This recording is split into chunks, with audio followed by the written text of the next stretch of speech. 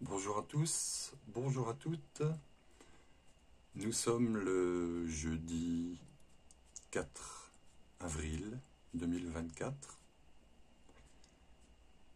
et nous allons passer 5 jours avec l'ange Elémia, l'ange numéro 4. Et donc on va étudier voilà, une étude, j'espère pas trop longue parce que franchement j'ai le cerveau qui fume avec toutes les informations que je pourrais transmettre. Et je ferai sans doute dans la foulée ou pas, ou plus tard, une vidéo pour parler de cette, on va dire, fameuse éclipse solaire du 8 avril. Il n'y a pas de quoi avoir peur. Hein. Bon, on aime bien se faire peur. Si on regarde les 5-6 années précédentes, même plus, hein, beaucoup de choses ont été annoncées. Tout s'est réalisé, mais on n'a rien vu.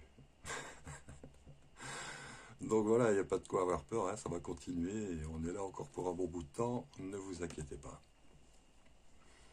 Et donc on va passer 5 jours avec cet ange Elémia, qui est l'ange qui porte l'essence qui se nomme pouvoir divin.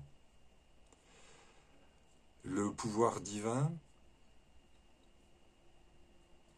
s'obtient, je dirais, à force de patience, à force d'effort,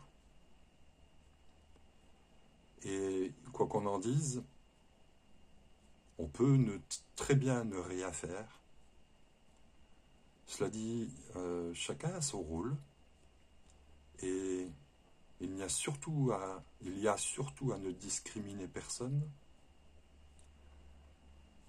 dans ce qu'on appelle le monde du bien-être, le monde spirituel.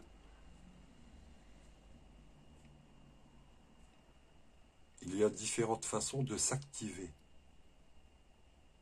En effet, on est en train d'entrer depuis quelques années dans l'âge de l'être, mais on ne peut pas comment on appelle ça, dissocier l'être et le faire. Il faut faire. Il faut faire quelque chose. D'ailleurs, on est tout le temps en train de faire quelque chose quand on est dans l'être.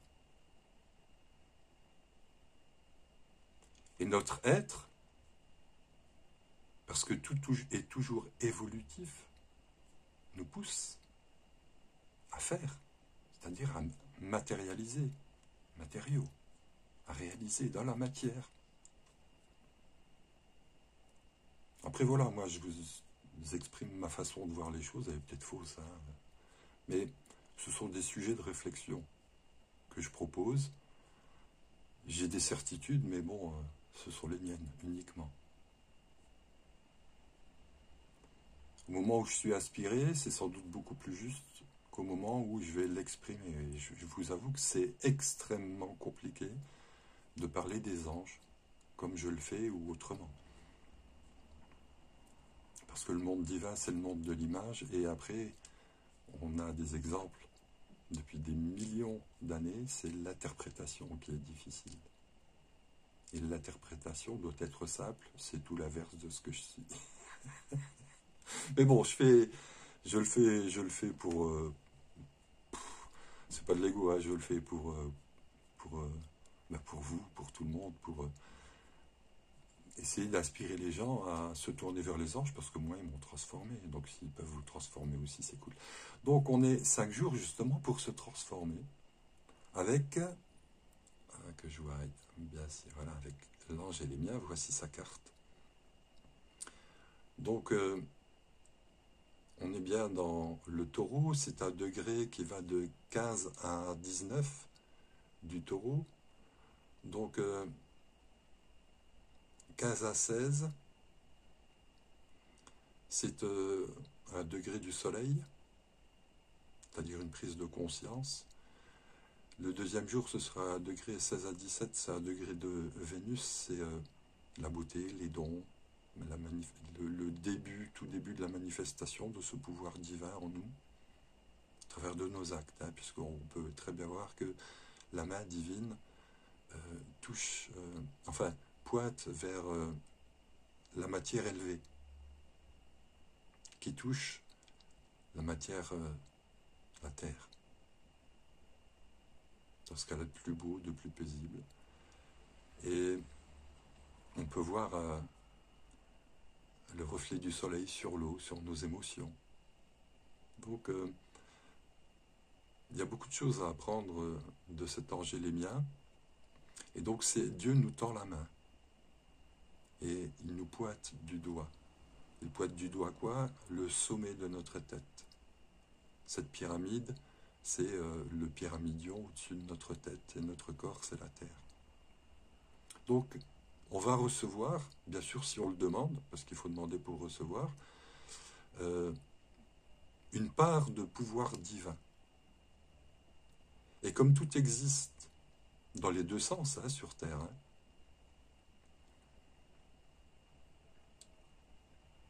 ceux qui jouent des jeux dangereux vont avoir cette carte totalement inversée et vont recevoir ce qu'on appelle un pouvoir diabolique. Puisque ce sera le Dieu d'en bas qui, par en bas, leur donnera aussi un certain pouvoir.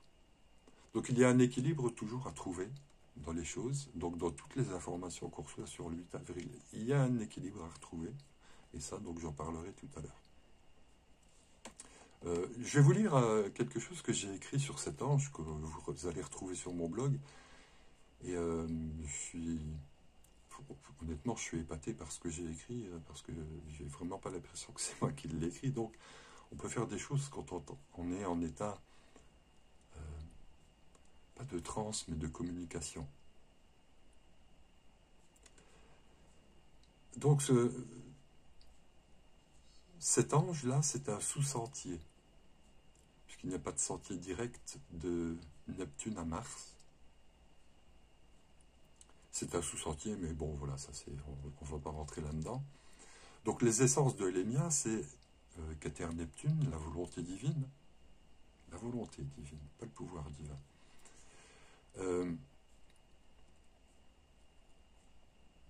Avec les essences, donc, plus les essences de Chorma Uranus, l'amour universel, la sagesse, plus les lois cosmiques, les lois divines de Bina Saturne.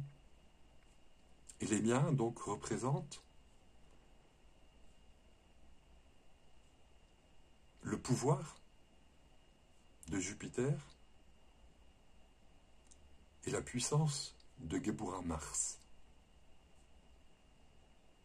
Le pouvoir de Jupiter et la puissance de Mars. Et donc ce sous-sentier, là, comme on l'appelle en Kabbale, hein, permet de découvrir une brèche dans le mur de nos certitudes. Et ainsi, la lumière apparaît. Et c'est une grande révélation, c'est ce qu'on appelle l'illumination. Un grand souffle de vérité apparaît dans notre esprit et le voile de l'ignorance se fend pour laisser passer la conscience.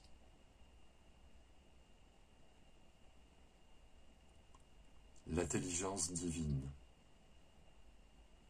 descend dans Geburah Mars, dans cet ange-là.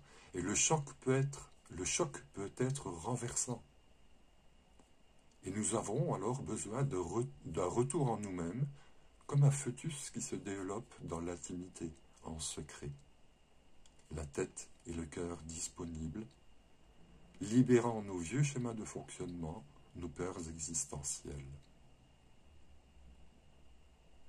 Nous sommes dans l'obligation de nous abandonner, de lâcher prise, afin de féconder toutes les nouvelles connaissances qui sont en train d'éclore et de s'épanouir.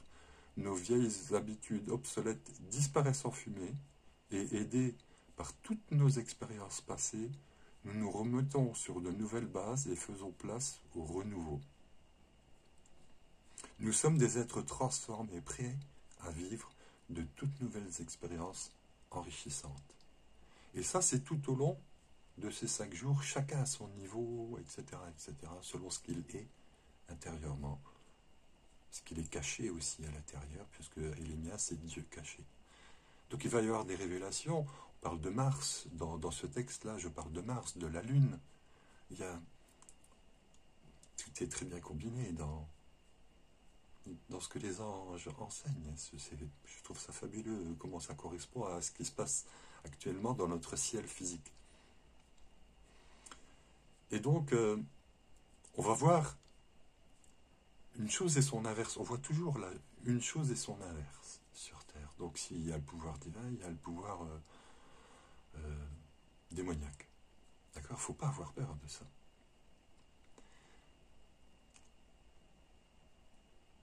J'essaye de ne pas entrer déjà dans cette nouvelle lune. Donc voilà, pendant 5 jours, on va pouvoir planter la graine de Elémia en nous. Le lendemain, elle va germer. Puis le 3e jour, elle aura fait une tige. Le 4e jour, une fleur. Et le 5e jour, un fruit qu'on pourra consommer. J'espère qu'il ne sera pas trop amer. En tout cas, pour certains, ce sera très amer. Pour d'autres, ce sera succulent. Et j'ai l'intention de me mettre du côté de ceux qui ont trouvé tout ce qui arrive succulente, sans me voiler la face. Donc aujourd'hui, nous sommes avec cet ange-là, d'ailleurs, sa prière est éloquente. Élémia 4.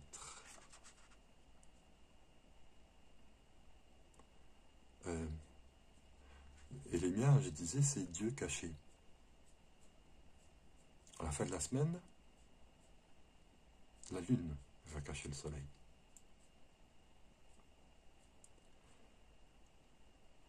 Élémia, Seigneur qui cache son visage dans le grenage des affaires humaines. Si ton doigt puissant m'a désigné moi pour modeler ta glaise, protège-moi, aide-moi, et ne permets pas que dans les yeux du monde je m'avilisse. Fais-moi découvrir l'éternelle source de ta lumière et de ton amour. Suis mes pas, ange Élémia, mon ange et mon guide, et ne permets pas qu'une excessive ambition s'empare de moi, comme une chape de plomb.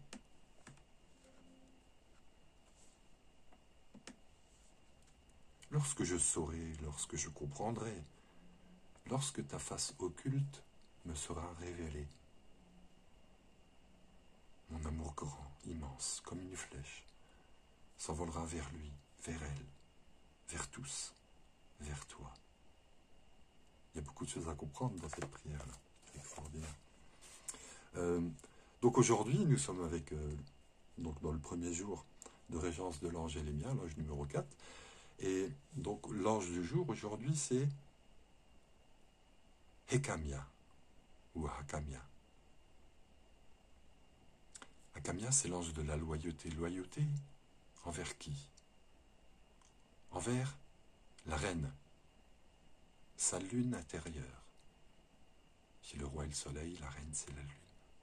Ils rayonnent tous les deux. Et la lune a eu l'humilité d'abaisser sa lumière. Pourquoi? Parce qu'elle tient une épée qui touche la matière, qui touche cette petite pyramide à 3 étages qu'on retrouve là. D'accord? Et donc c'est notre lune intérieure. Donc il y a un rapport avec la lune. Et à sa droite, il y a un feu. Celui qu'on a au-dessus de notre tête, cette flamme divine. Du côté droit de notre reine, va descendre par la gauche, de manière rigoureuse, dans la matière. Et Élémia nous apprend à être loyal, vous voyez. On est face à cette reine et comprend pas tout, mais on lui obéit. Cette reine-là, c'est la reine des anges.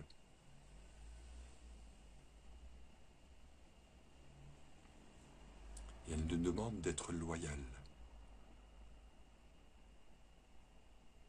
Il n'y a pas beaucoup de choses à dire en plus, hein. Loyal. Ok. Donc aujourd'hui, on peut travailler sur ces notions-là. D'ailleurs, 16. Ouais.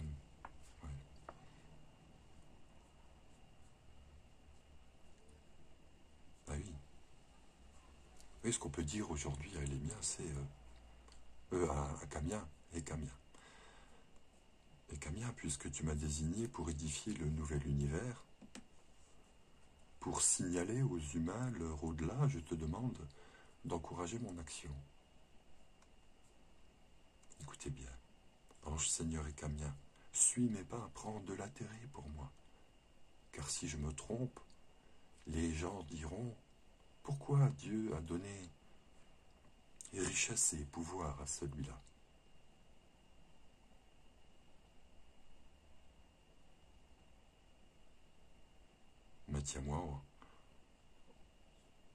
Maintient en moi une haute spiritualité. Ne me permets pas de devenir obscur par les passions qui, souvent, agitent mon cœur.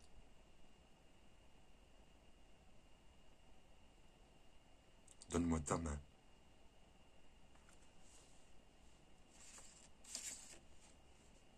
Donne-moi ta main. Pour que je puisse toujours œuvrer pour rendre au monde ce que tu m'accordes, et alors je ferai que les humains boivent à flot ta lumière. C'est un pouvoir transformateur extraordinaire, les prières des anges, parce que quand vous priez pour vous, vous priez pour toute l'humanité, puisque nous sommes un microcosme de l'humanité. Notre corps, c'est la Terre. Et sur cette Terre, donc dedans, il y a toute l'humanité. Et c'est là où on règle les problèmes avec loyauté. Loyauté envers mon jeu divin. Le second jour, je trouve que c'est déjà long, mais bon. Lovia 17. Lovia 17. L'ange des révélations. L'ange de la nuit. Oui, si on a... Où est-ce que je suis? Si on a bien étudié, même si on s'endort, c'est pas grave. Si on est maintenu à la lumière et l'ange vient nous aspirer. Il m'est arrivé des choses extraordinaires en lisant des livres qui eux-mêmes sont extraordinaires. Et quand je fais jamais de sieste. Et suite à 2 lectures, je me suis trouvé complètement à plat. Je n'arrivais pas à rester éveillé. Et 2 fois, ça m'est arrivé 2 fois récemment, d'aller faire une sieste l'après-midi. Et je continuais à lire ce livre. Je continuais, c'est comme si je continuais à le lire, à l'écrire en même temps, à le vivre. Et malheureusement, je me suis réveillé de la sieste. Et c'était assez pénible, mais à la fois exaltant. Pénible dans le sens où, waouh, quelle expérience. C'est tellement dommage que ça ne dure qu'un temps. Enfin voilà. Donc Lovia 17, c'est l'ange des révélations, et c'est un jour où on va pouvoir avoir des révélations, puisque donc c'est le 3e jour, alors que je ne dise pas de bêtises, j'avais dit le premier jour Soleil, le 2e jour Vénus, donc c'est un jour Mercure de Michael, pour la vérité, la liberté et la justice. Des informations vont nous parvenir. D'accord. Bien sûr, si on prend au moins un peu de temps pour se connecter à son soi divin et à travers lui aux anges, aux archanges, aux guides, aux maîtres, à Dieu, qui vous voulez. Toutes les divinités. Il y a tellement de choses à dire. Alors, 1, 2, Soleil, Mars, pardon, j'ai dit une bêtise. Donc c'est à degré Vénus avec Lovia, donc l'aspiration qui vient d'en haut, de la colonne de droite, de la bonté. Hein, inspiration au pouvoir. Ouais. Et à l'amour et à la sagesse.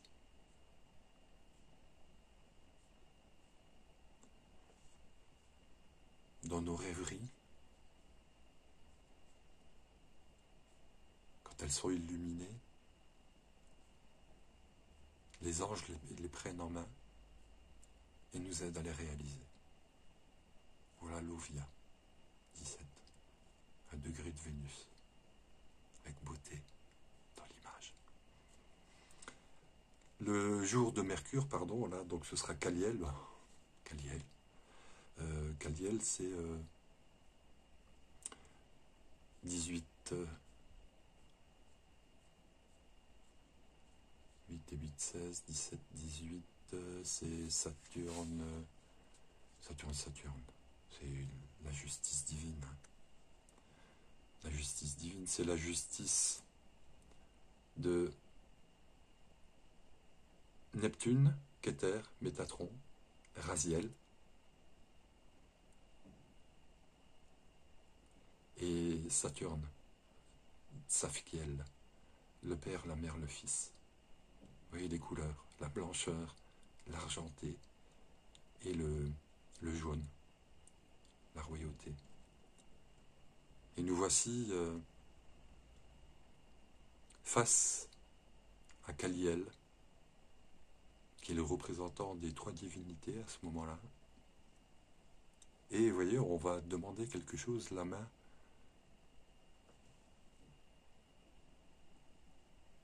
sur l'épaule droite, du côté de la colonne de la grâce. Et c'est un jour où on peut demander la grâce divine, puisque nous sommes avec Elémia, on a ce pouvoir divin de le faire. En toute humilité, simplicité, etc., bien évidemment. Donc c'est un jour de justice avec Michael.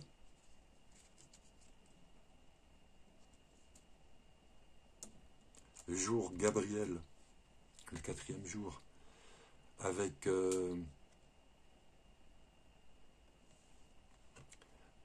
cette capacité, avec notre lune intérieure à reproduire les choses. Et on voit que c'est notre reine, la lune intérieure, avec les anges. Le Via, l'ange 19.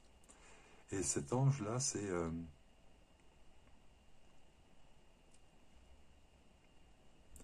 l'intelligence expansive et fructifiante. Donc le féminin et le masculin en nous seront unis et ils portent les trois clés des trois anges précédents, les anges de l'ange de la veille, l'ange Caliel. Avec ces clés-là, on va pouvoir ouvrir la porte qui vient le lendemain. Il faut être équilibré, masculin-féminin.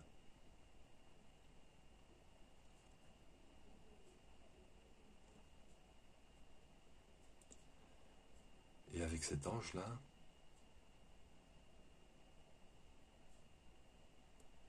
je dirais l'intelligence divine, ce pouvoir, s'expanse et fructifie à travers nos pensées, nos paroles, nos gestes, nos actes, etc., etc. Et le dernier jour, ce sera un jour sans Sandalphon, donc matérialisation, réalisation des choses dans la matière, avec cette fameuse nouvelle lune éclipse. Et l'ange qui sera présent, c'est l'ange de la...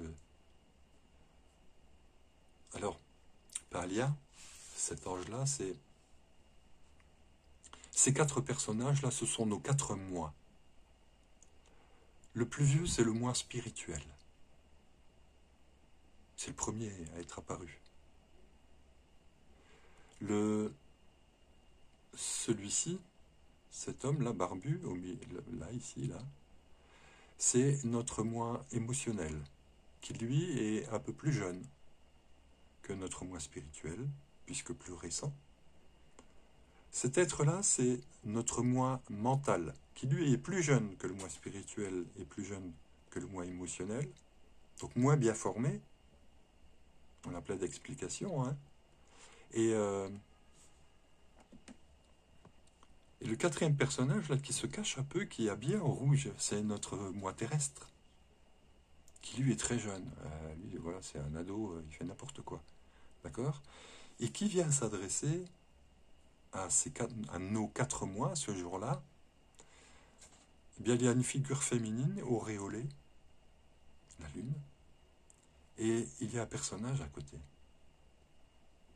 qui semble être un personnage féminin, sans artifice, sans rien. C'est la Vierge, Marie. D'accord? Et donc ce jour-là, nos 4 mois, vous voyez, derrière eux, ils sont dans l'obscurité. D'accord? Et cet arbre-là est comme un œil avec des tentacules. Et vous voyez, personne n'a peur. Mais ils font quoi? Ils font une rédemption. Parce que Baalia, c'est l'ange de la rédemption. Pour pouvoir faire quoi? Pour pouvoir... Oui, c'est le reflet du soleil, là, sur Terre. Une fois que la lune, l'éclipse est passée, la lumière revient. Et Dalet, c'est 4. 4, c'est les miens.